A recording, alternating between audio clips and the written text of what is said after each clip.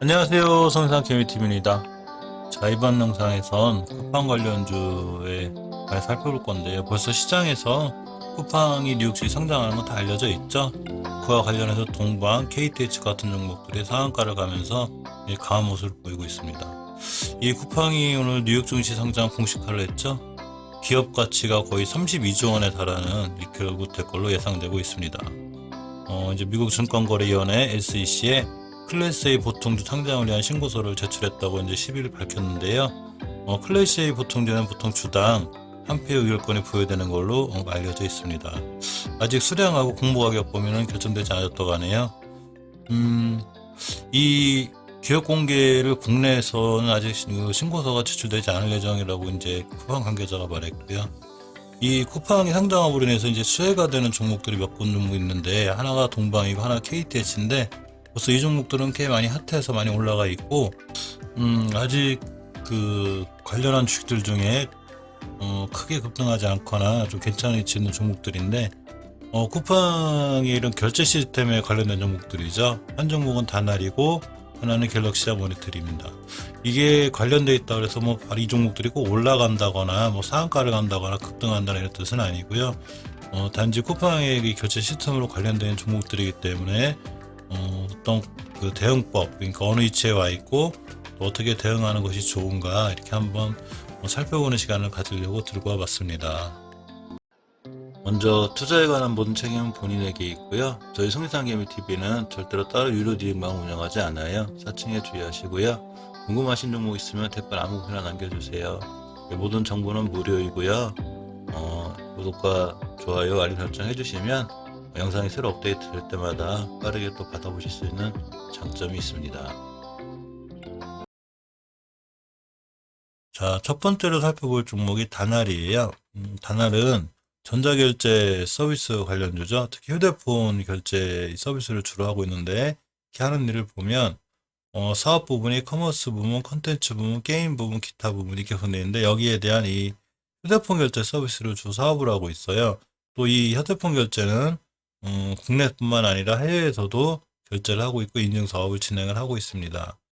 자, 이 친구의 재물을 보면 현금 유보율이 598%, 부채 비율이 158%로다가 그렇게 나쁘지 않아요. 또한 적자폭이 있는 것도 아니고 항상 꾸준하게 흑자를 잘 유지하는 그런 회사입니다. 사실 이 휴대폰이나 인터넷 전자결제 서비스는 우리나라 이제 코로나 사태가 좀 안타깝긴 한데 그 이후에도 이제 집에서 인터넷으로 이제 원체 물건 주문하시거나 생필품 주문하시는 분이 많기 때문에 사실은 이제 전자결제 서비스 어쨌든 조금 더 나은 부분이 있던 것도 사실이죠.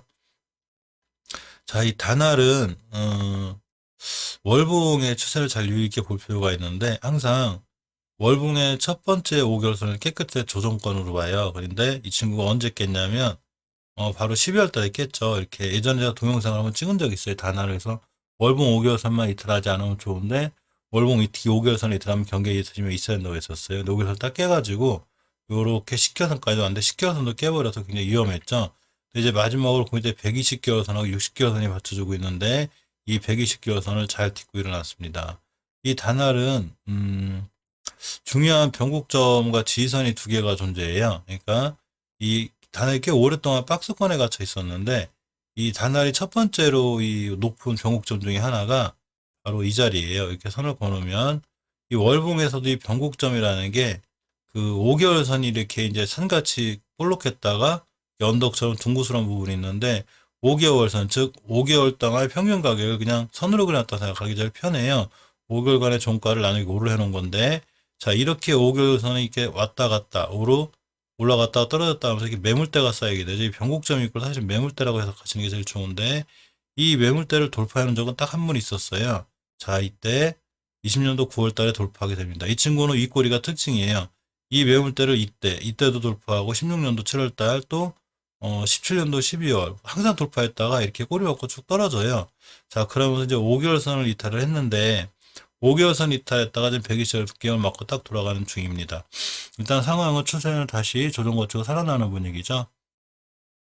주봉에서 저 현상을 좀 더 확실하게 볼 수 있어요. 왜 그러냐면 이게 한 주에 좀 대량 거래가 터진 적이 있어요.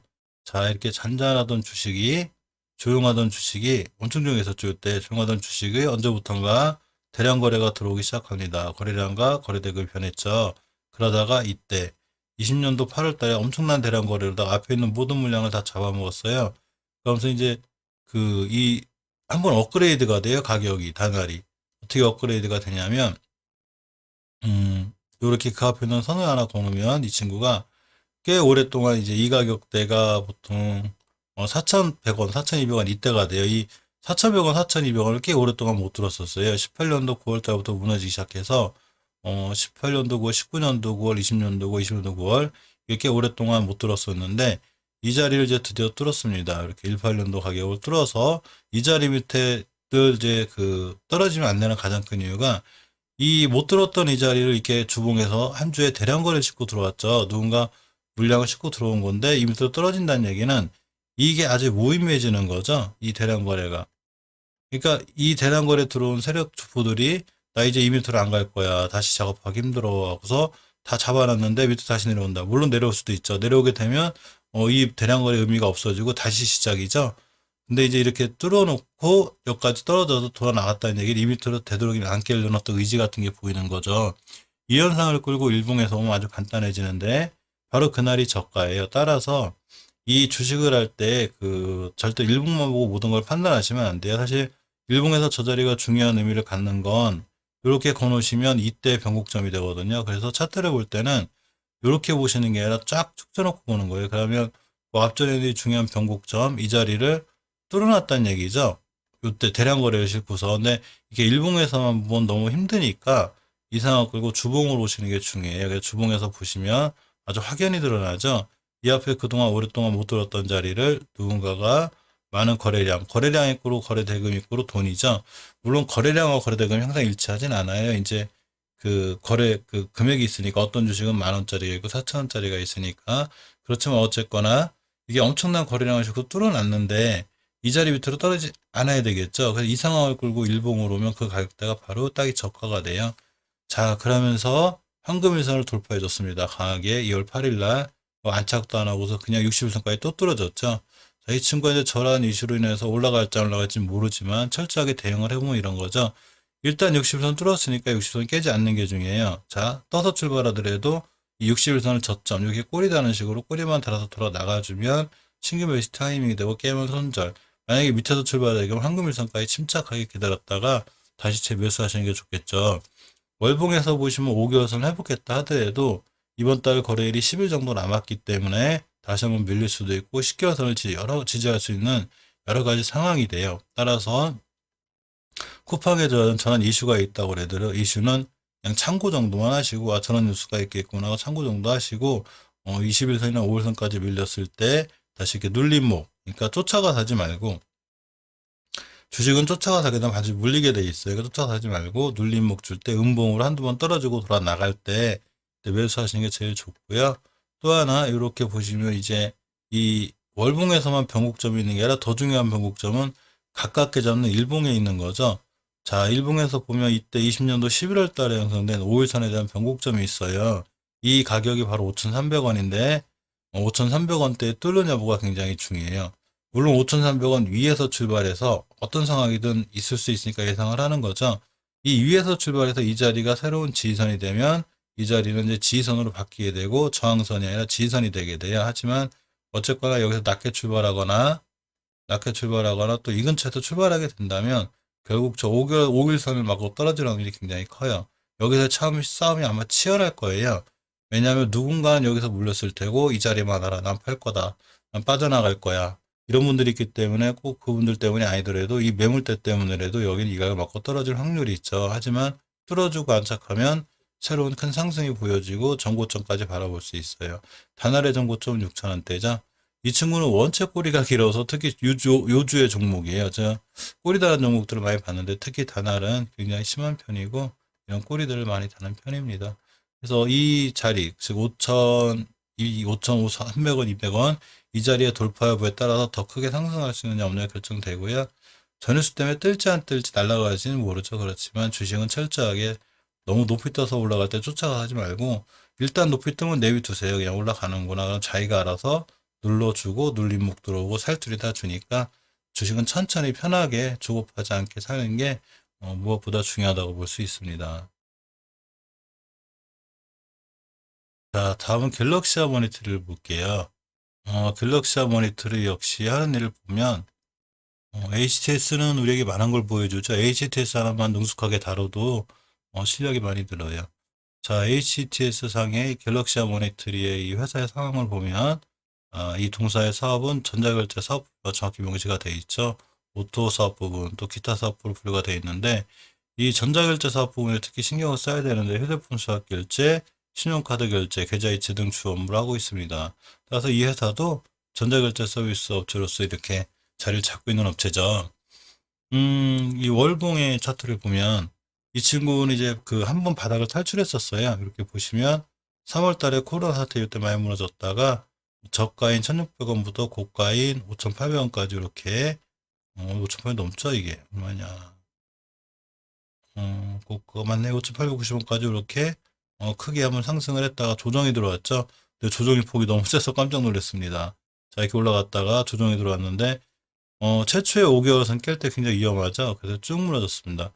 단어를 설명했듯이 5개월선 이탈은 조정이 하나가 확증이 돼요. 그러면서 하나, 둘, 셋, 3개월간 갇혀 있다가 저번 달에 뭔 일인지 폭등했다가 다시 한번 지금 제자리까지 와서 돌아 나가고 있습니다. 이 꼬리가 굉장히 좋은 거죠. 뭔가 있는 거죠. 자, 근데 조정받을 때 버틸 수 있는 20개월선을 간신히 돌아서 나가고 있죠. 이 현상을 주봉에서 좀 더 확실하게 보면 이렇게 돼요. 자, 앞에 별로 거래량이 없었죠. 자, 거래량이 이때는 있었을지 몰라도 지금 이때는 있었을지 몰라도 지금의 거래량에 비하면 그게 크지 않죠. 이 앞에 있는 모든 거래량을 싹 잡아먹는 대량 거래가 터졌습니다. 언제 터졌냐면 바로 이렇게 선을 그어놓으면 자 이렇게가 되죠. 1월 22일 이 주에 속해서 터졌는데 이렇게 터진 대량 거래 치고는 아직 엄청나게 많이 올라가지 않았기 때문에 이 대량 거래를 외집으로 보는 게 좀 일반적이죠. 물론 세력에 따라서는 이렇게 낮은 가격에서 팔고 나가는 사람도 있을 수 있을지도 몰라요. 아주 뭐 그냥 쏙만 먹고 팔지 그러면서. 근데 보통 합리적으로 보면 월봉 바닥권에서 들어오는 이 대량 거래는 외집으로 보는 게 이제 일반적인 판단이에요. 그래서 그렇다고 보면 이 친구는 이제 시작할 수도 있다고 보는 거죠. 자, 주봉에서 보시면 굉장히 오랫동안 이 박스권에 있었어요. 이거를 보통 이제 주식 하시는 분들이 얘기하기를 완바닥, 투바닥, 쓰리바닥 이렇게 얘기하죠. 즉 주봉에서 1, 2, 3 때려놓고서 이렇게 중요한 자리를 딱 돌파해 놨습니다. 중요한 자리를 돌파했다는 얘기는 바로 5주선의 회복과 안착인데요. 중기 추세 조정의 하락의 확증은 5주선이에요. 근데 이 친구가 바로 이렇게 5주선을 이쁘게 돌려서 안착해줬기 때문에 다음 주부터라도 이제 이 5주선이 이탈하지 않으면 이 친구는 쭉 우상향할 수 있어요. 자, 일봉에서 보시면 저렇게 주봉에서 1, 2, 3 바닥을 때린 현상이 일봉에서도 나오죠. 이렇게 완바닥, 투바닥, 세리바닥. 근데 저점은 자꾸 높아지죠. 조금씩. 자, 이유가 있겠죠. 뭐 쿠팡에 대한 그런 이유도 있겠고 아니면 실적이 좋아도 되는가. 근데 실적 부분보다는 아마 이슈적인 부분이 크지 않을까 싶어요. 이렇게 보시면. 그래서 이제 이 친구가 중요한 변곡점 하나를 뚫어놨는데 이 5일선의 이동 평균선, 즉 5일 동안의 평균 가격을 선으로 그려놓은 이 5일선이 이게 쭉 올라가다 한번 툭 조정을 거쳤어요. 자, 이런 거 보면 괘씸하죠. 어차피 갈 건데 꼭 이렇게 눌러주고 가요. 그러니까 주식은 하나 급하게 쫓아갈 게 없는 게 반드시 이런 자리들 주고 가기 때문에 이렇게 중요한 자리만 잘 지켜주면 확인하고 사시는 게 제일 좋죠. 자, 이 친구가 이제 전고점 꼬리 달고 말고 또 전고점 여기인데 고가의 가격이 바로 4,140원이에요. 물론 저런 이슈로 인해서 또 갤럭시 하모니터도 급등하거나 날아갈 수도 있죠.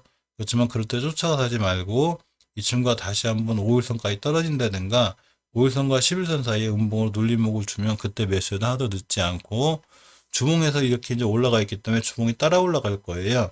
이제 5주간의 이동 가격이 높아졌기 때문에 5주 이동 평균선이 이렇게 따라 올라가겠죠. 그럼 5주선까지 살짝 눌러주고 갈 수 있어요. 그럼 일봉에서 이렇게 5일선이나 11선까지 눌러주게 돼요.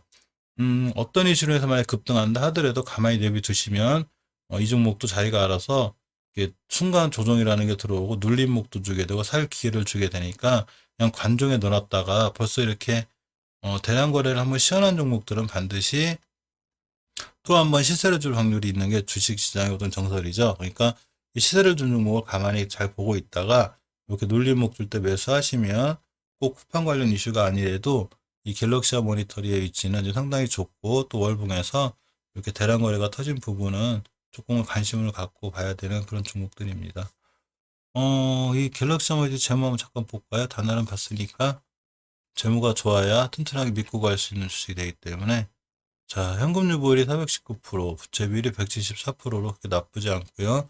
이 친구마다 배당도 줘요. 그러니까 영업이익도 그냥 꾸준히 잘 나온다는 얘기죠. 이렇게 꾸준히 나오고 있습니다. 적자난 적도 없고 상대적으로 재무는 양호해 보이고요. 단어라고 같이 한번 이렇게 신경 써서 봐야 될 종목이 아닌가. 또 시장에서 조금 이제 앞으로 주의 깊게 봐야 될 종목들이 아닌가 이렇게 살펴봤습니다. 자, 이상 영상 시청해주셔서 감사드립니다.